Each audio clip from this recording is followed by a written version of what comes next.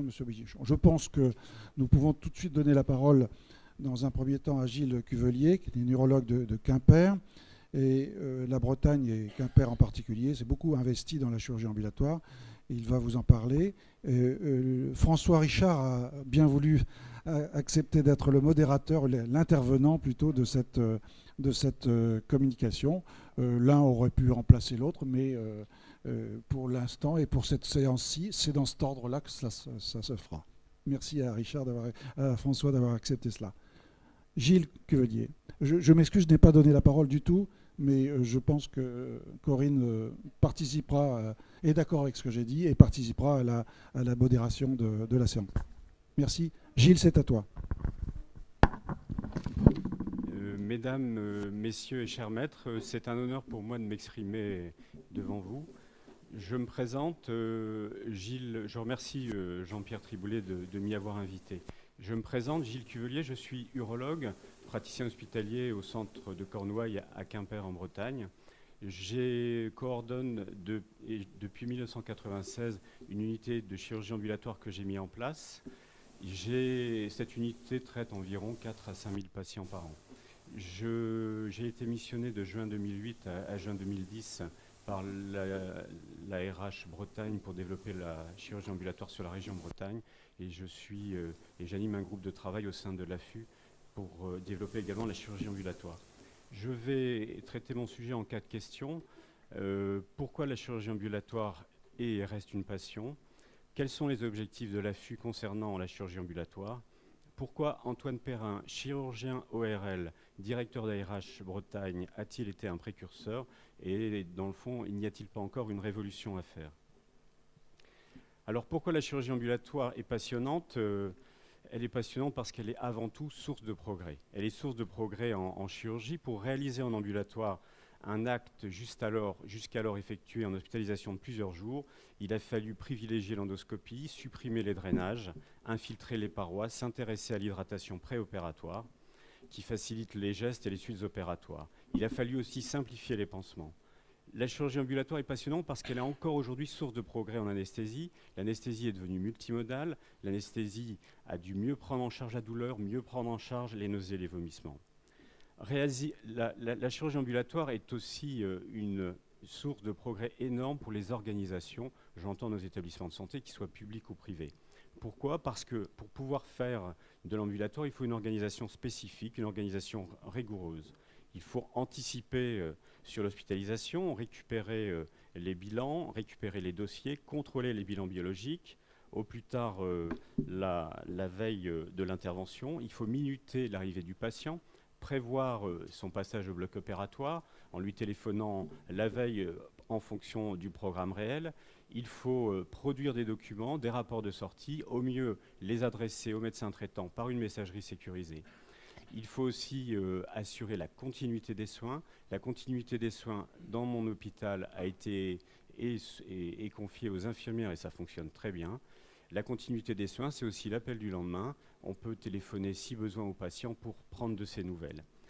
La chirurgie ambulatoire, dans mon expérience à Quimper, a été source d'amélioration et naturellement s'est étendue à tous les services de chirurgie, par le brassage des chirurgiens, des anesthésistes, mais aussi des infirmières et des aides-soignants, la tenue du dossier, le contrôle, la checklist qui n'est pas seulement au bloc opératoire, mais qui doit commencer dans les services. J'entends le marquage du côté, par exemple, qui est fait chez nous par la maman de l'enfant quand il s'agit d'une hernie ou d'une hydrocèle.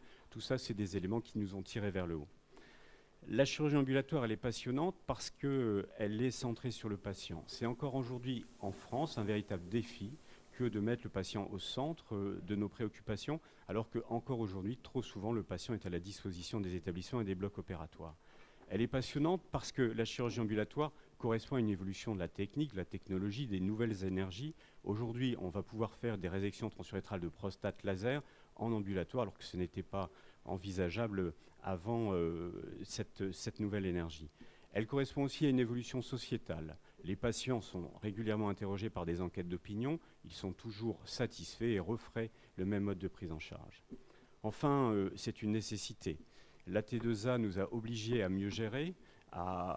Si l'on veut garder nos chirurgiens, si on veut préserver la chirurgie programmée dans des établissements de santé, notamment publics qui sont noyés par les urgences, la chirurgie ambulatoire nous le permet, puisque le matin, le lit est libre, puisque la nuit, le lit n'était pas disponible.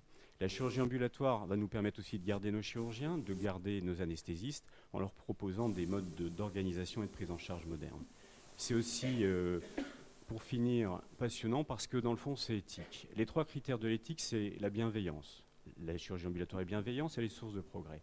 La non-malveillance. La chirurgie ambulatoire fait diminuer les risques d'infection nosocomiale, diminuer les risques de phlébite, diminue voire supprime la confusion chez la personne âgée hospitalisée. Le 3e critère, c'est la justice. Si je peux me permettre, en période électorale, la chirurgie ambulatoire va nous permettre de soigner plus sans dépenser plus. Enfin, la chirurgie ambulatoire est éthique aussi parce qu'elle respecte l'autonomie du patient. Il est participant, il est au centre de notre prise en charge. Pourquoi la chirurgie ambulatoire est passionnante? Parce que j'ai rencontré au sein de l'AFCA, l'Association française de chirurgie ambulatoire, des militants. Je nomme Jean-Patrick Salle, chirurgien digestif, Laurent Jouffroy, anesthésiste, Gilles Bontemps, que vous connaissez tous, qui, au sein de l'assurance maladie et maintenant au sein de la NAP, est vraiment l'homme qui se bat dans les institutions pour faire avancer les choses. Guy Bazin, ici présent, président fondateur avec Gérard Parmentier de l'Association française de chirurgie ambulatoire. Corinne Vons et Jean-Pierre Triboulet qui leur ont succédé brillamment. Et je parlerai d'Antoine Perrin, chirurgien ORL, directeur d'ARH, qui a voulu avancer dans sa région. Enfin, la chirurgie ambulatoire correspond pour moi à des valeurs personnelles. Ces valeurs personnelles, c'est être acteur plutôt que subir, c'est entreprendre, c'est aussi être responsable des dépenses engagées en tant que médecin, c'est être conscient des risques de l'hospitalisation et dans le fond, penser tout simplement qu'on n'est jamais mieux que chez soi.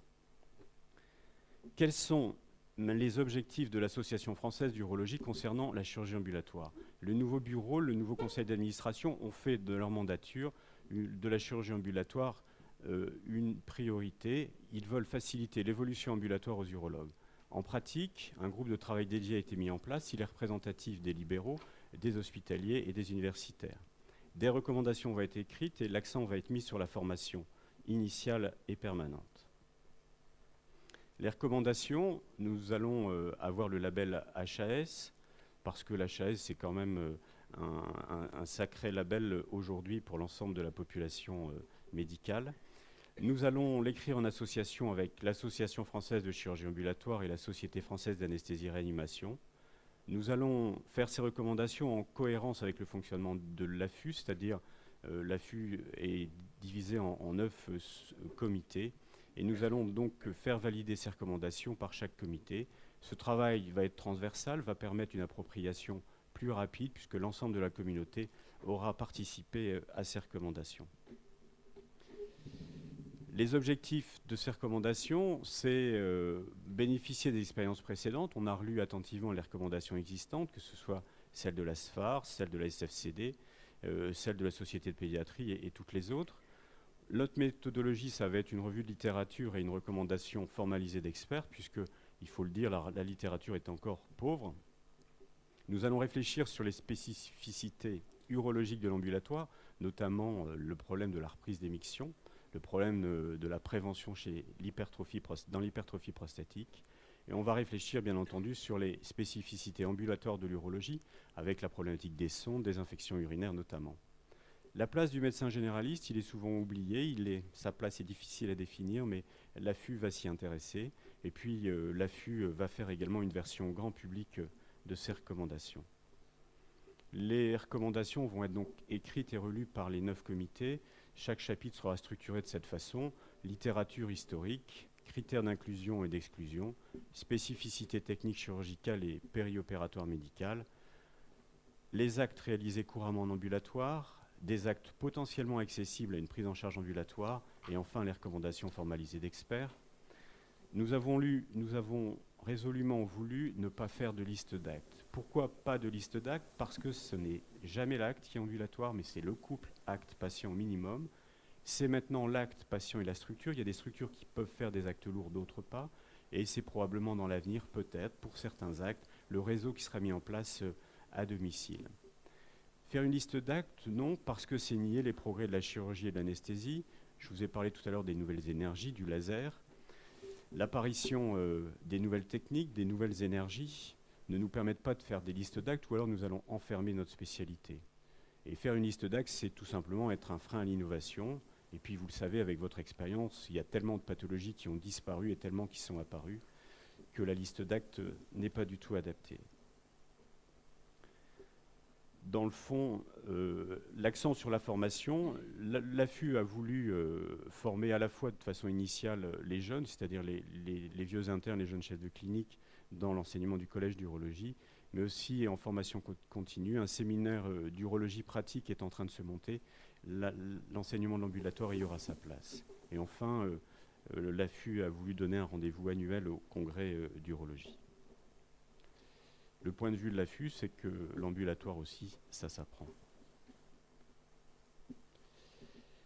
L'urologie et chirurgie ambulatoire de l'unité à la région. Pourquoi Antoine Perrin, chirurgien ORL et directeur d'ARH, a-t-il été précurseur? Il a été précurseur parce que nommé en janvier 2008, en juin 2008, il a installé une équipe pour faire un plan régional de développement de la chirurgie ambulatoire. Ce plan, comment nous l'avons fait?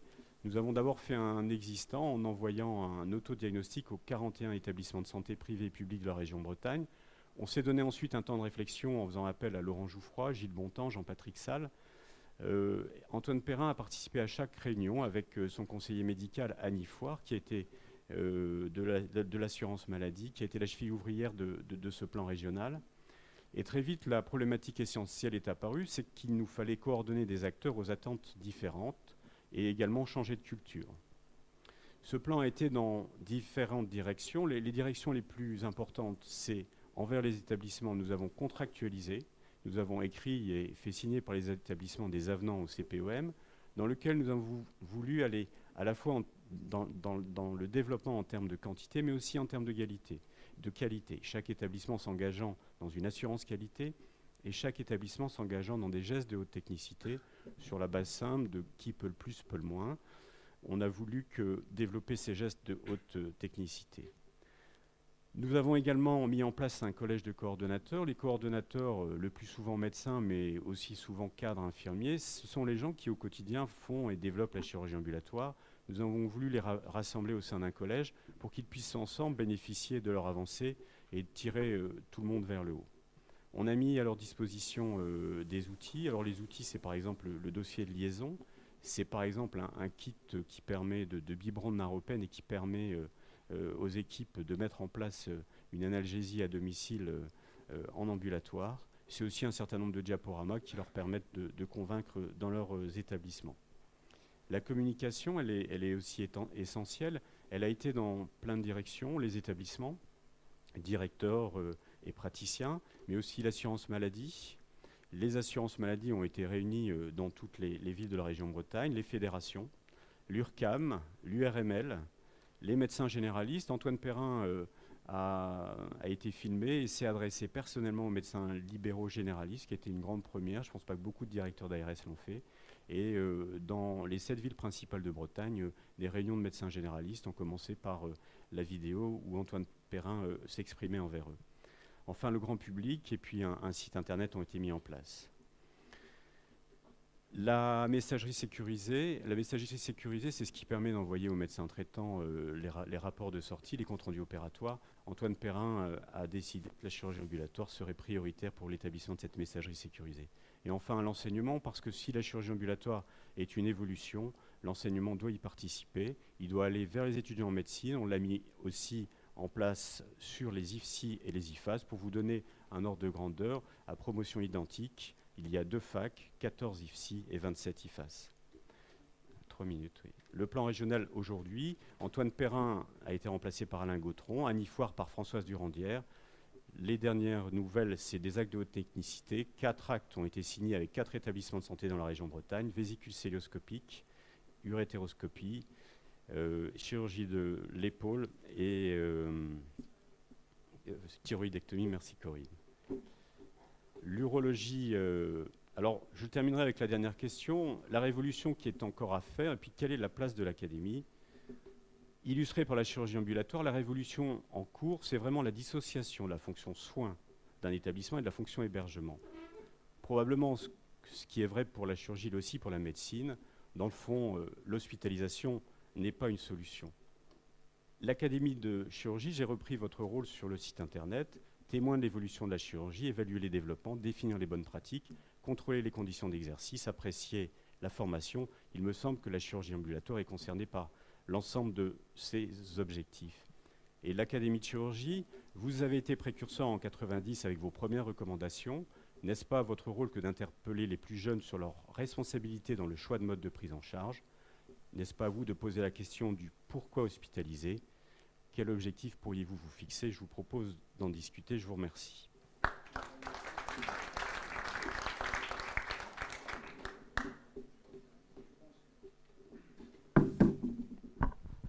Avant de vous laisser la parole pour les questions, je demande à François Richard de faire une courte intervention.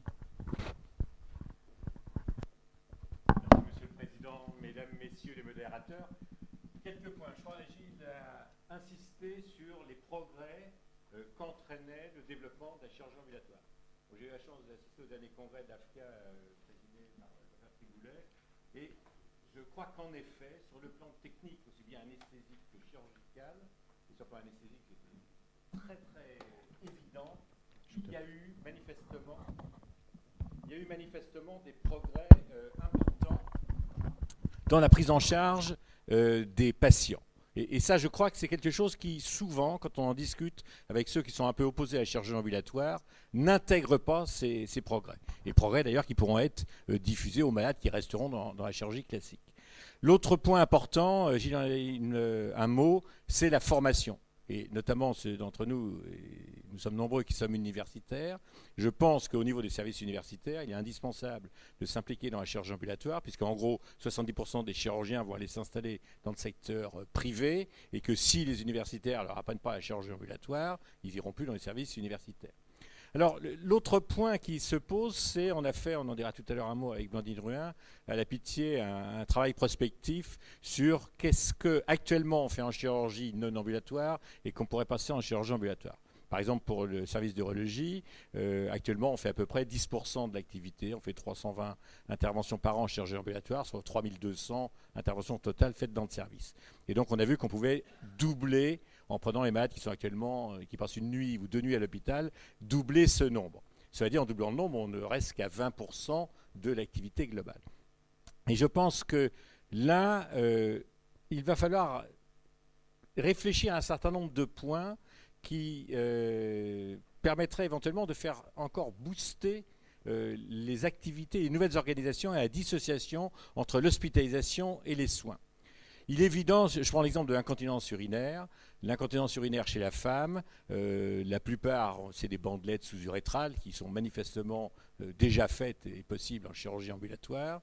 Les sphincters artificiels, manifestement, on n'arrivera jamais à les faire en chirurgie ambulatoire, car sur le plan technique, il y a un certain nombre de choses qu'on doit les voir au moins 48 heures. On peut se poser la question, et je pense que l'Académie devra y réfléchir, et je sais que là je vais faire bondir Corinne, mais il y a le problème des hôtels à l'hôpital ou à l'extérieur de l'hôpital. Et si on pense, comme beaucoup d'entre vous, que la dissociation entre les soins et l'hospitalisation doit être réfléchie, ça peut être un facteur d'accélération, cette dissociation.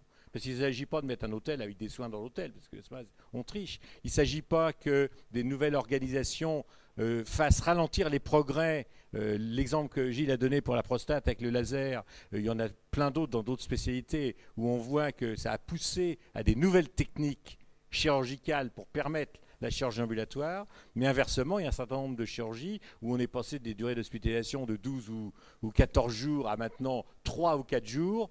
On finit par avoir du mal à aller encore plus bas. Mais peut-être c'est ça. Et le deuxième point, et j'en terminerai, c'est aussi toute la réflexion sur l'organisation des blocs opératoires. Alors ça, c'est un sujet où, avec Corinne, on travaillera ensemble, puisqu'elle est responsable pour l'assistance publique de la chirurgie ambulatoire et moi pour la réorganisation des blocs opératoires sur l'ensemble de l'assistance publique à Paris. Mais il est évident que c'est aussi un point important, car pour développer la chirurgie ambulatoire, il faut aussi repenser l'organisation des blocs opératoires tels qu'ils sont actuellement. Donc voilà quelques éléments sur lesquels, en effet, je pense que l'Académie peut intervenir. Merci. Merci beaucoup. Est-ce que quelqu'un d'entre vous veut prendre la parole? Une question?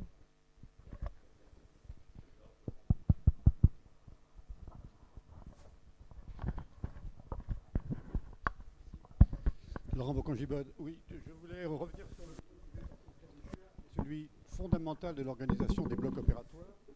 Pour avoir fait de la chirurgie ambulatoire à Bichat pendant plus de 20 ans, il est clair qu'il faut absolument dissocier les blocs de chirurgie ambulatoire des blocs de chirurgie conventionnelle, car sinon on a du mal à imposer aux opérateurs qui font de la chirurgie conventionnelle lourde d'attendre 10 heures pour démarrer un programme qui va se prolonger dans l'après-midi. Et dans la mesure où les actes de chirurgie ambulatoire sont des actes courts, mais qui peuvent être prolongés dans la matinée, c'est absolument fondamental d'avoir une structure dédiée à la chirurgie ambulatoire, sinon ça ne peut pas marcher. Ceci étant, je crois qu'effectivement, comme a dit François, toute pathologie qui ne nécessite qu'une seule nuit d'hospitalisation doit vraisemblablement être traitée en chirurgie ambulatoire et ne justifie pas une nuit d'hospitalisation, ce qui d'ailleurs est extrêmement défavorable sur le plan de la comptabilité à l'hôpital. Merci beaucoup. Est-ce que vous avez d'autres questions? Oui, François Guéral. Je pensais faire partie de ce groupe de réflexion et puis je n'ai pas été sollicité. Pourtant, la chirurgie ambulatoire à l'assistance publique est née à Bicêtre.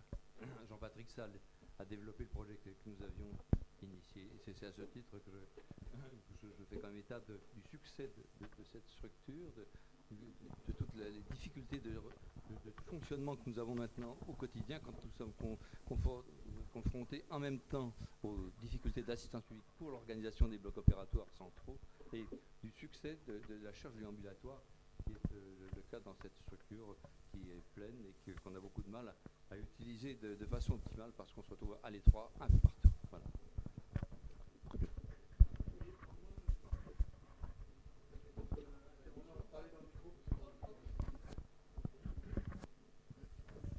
Y a-t-il un lien avec, avez-vous utilisé du moins la télésurveillance post-opératoire?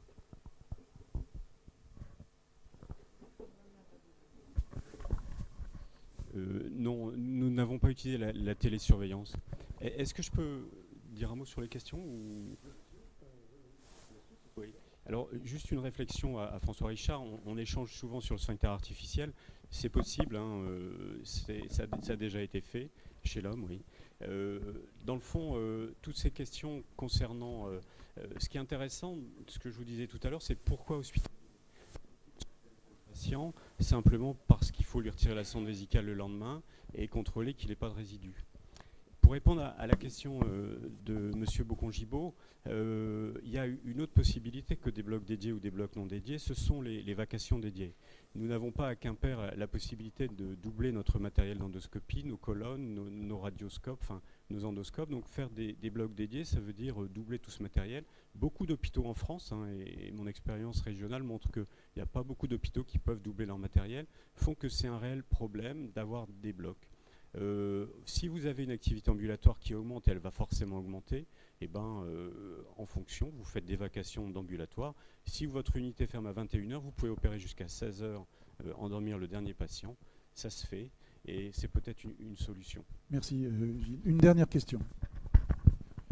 Oui, François Dubois. Je suis tout à fait favorable au développement, bien sûr, de la chirurgie ambulatoire. Il y a une chose, franchement, qui m'agace un petit peu. C'est que vous dites, pour faire de la chirurgie ambulatoire, il faut faire de la chirurgie de haute qualité. Ça a l'air de dire que ceux qui hospitalisent leurs malades font de la chirurgie de mauvaise qualité. Je vous remercie de m'avoir posé la question. Donc je corrige, je me suis mal fait comprendre. Oui. Non, je parlais d'actes de haute technicité, c'est-à-dire que si on peut faire des thyroïdes, des thyroïdectomies, des vésicules cystoscopiques, de l'urétéroscopie souple laser ou de la chirurgie de l'épaule compliquée, ça veut dire qu'on peut quasiment tout faire en ambulatoire. Et encore une fois, pourquoi hospitaliser?